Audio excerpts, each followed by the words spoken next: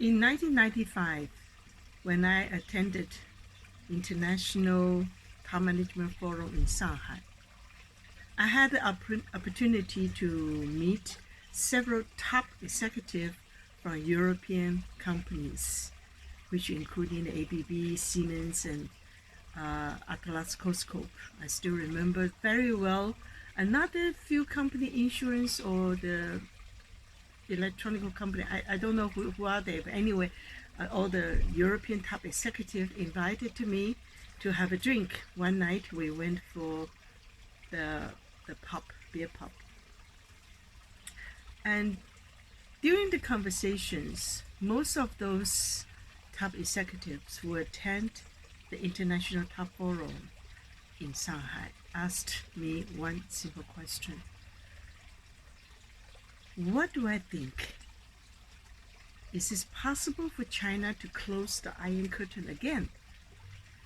The reason why for their concern was because Deng Xiaoping, the Chinese leader at that time, due to the age, has not appeared on the public media for a long time.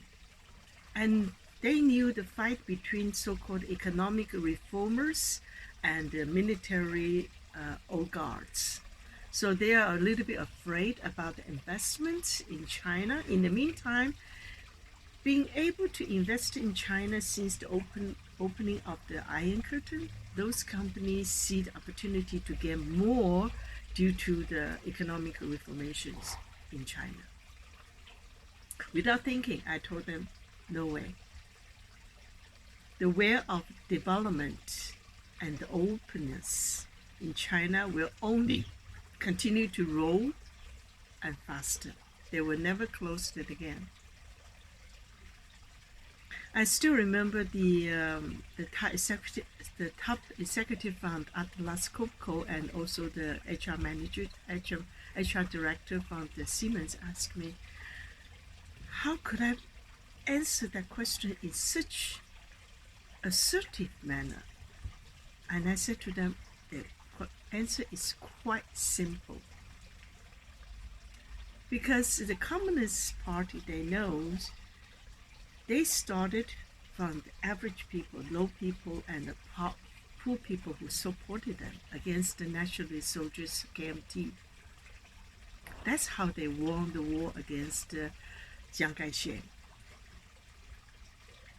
And now the people, average people, since the opening of the Iron Curtain, they have seen the possible prosperity for average people to enjoy it, and they want to embrace it as well. And the Communist Party were never able to fight against the average people. Otherwise, they will lose their ground. So the answer is no. The way of development will continue. So that was 1995. And the top executive, the top investors from Europe and also from America concerned about how could they secure the investment in China and continue to profit from it through international corporations by urging China to become more open.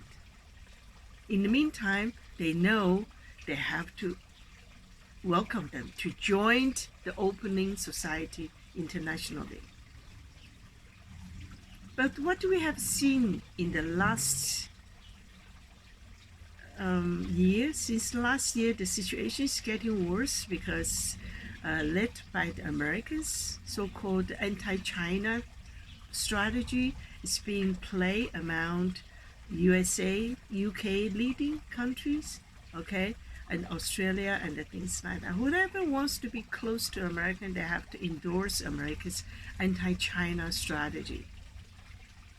But is that the best for the recovery of the world economy?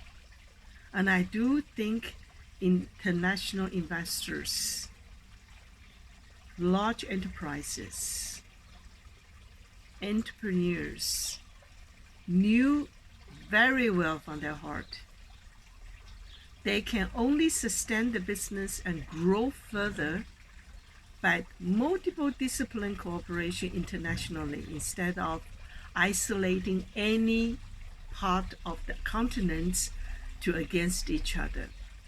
They realized unless they are the arms dealers,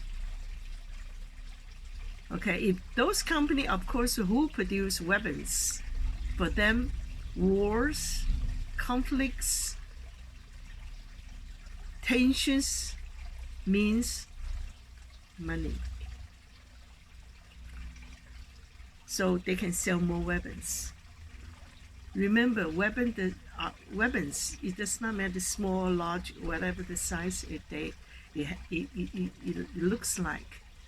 Non-weapons meant to sustain peace. After the pandemic, we are struggling how to cope with the battle against pandemic. The coronavirus urged us to rethink what kind of future we're going to deal with.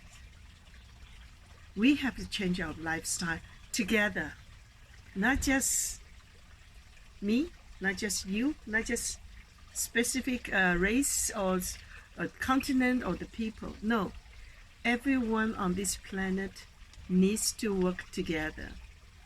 The prosperities, opportunities are lied in multiple disciplined corporations.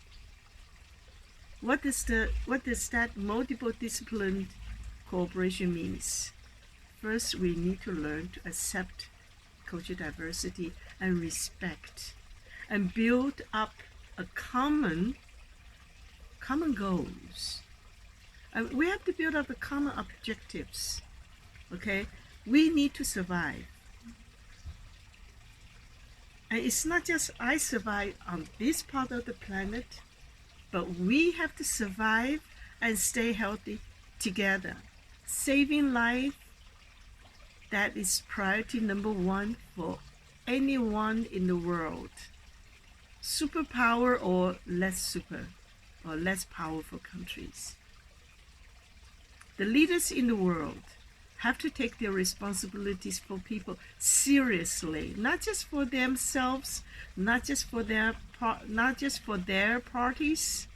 It's for their people, for the global citizens, because we are all part of it. And since yesterday, from the strategy and decision actions that we see from Trump's, and also influenced by Trump's, we see the conflicts between the left and right is escalating. What is right or what is wrong? Does the right wing means right? Does left means wrong? No. If people claim they are so proud about democracy, then please take your actions to support the respect of the freedom of choice made by people. People have right to choose the political party they want to embrace. People have rights to choose what kind of lifestyle fits them the best. We have to learn how to know each other, respect each other, learn how to shake hands again without being shaking physical hands. Okay, we can embrace each other from heart. In the meantime, we keep social distancing. The future of this planet depending on us. The future of our future and the future of our children are not depending on the politicians. Because don't forget, the reason why they got their job because of our decision. We put a vote to them. So at the end, we are the one have to take the responsibility to respect the rights we want to enjoy. Let's stop the war. Let's stop the fighting with each other, because we are all human beings, and thank God we are different.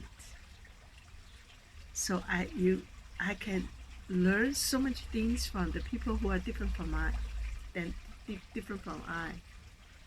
I can learn their language, I can learn their culture, I can learn the way of